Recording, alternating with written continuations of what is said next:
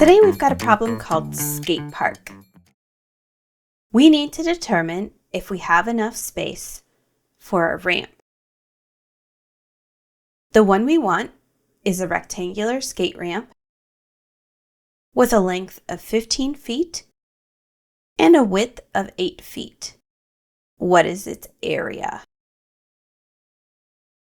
Go ahead and try this problem. Pause the video and try the problem by yourself. So I'm highlighting the important information. It's a rectangular skate ramp, length of 15 feet, and width of 8 feet. The question is, what is the area?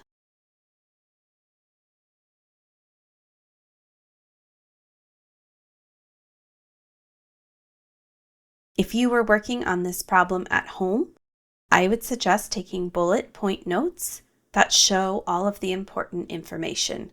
That will help the math pathways get activated in your brain and also make it clear what information we're going to use to solve our problem. Rectangular is really important for us. Length of 15 feet is also important. The width of the ramp is 8 feet. Oops. There we go. Width. Oh no, that should say 8 feet, not 12 feet. Let's go ahead and fix that.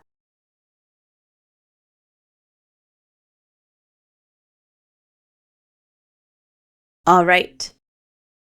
And we're looking for the area.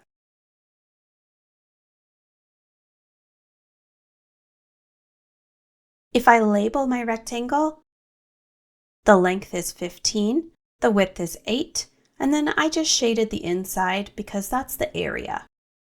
Now, 4th grade and 5th grade mathematicians know that area equals length times width when we are working with rectangles. So we're going to multiply 15 times 8.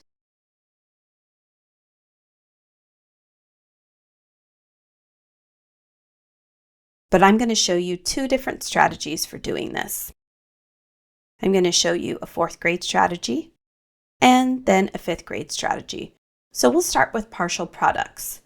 First, we're going to multiply 8 times 5 and then 8 times 10, and then we'll add those together. 8 times 5 is 40, 8 times 10 is 80, and when we add them together, we get 120.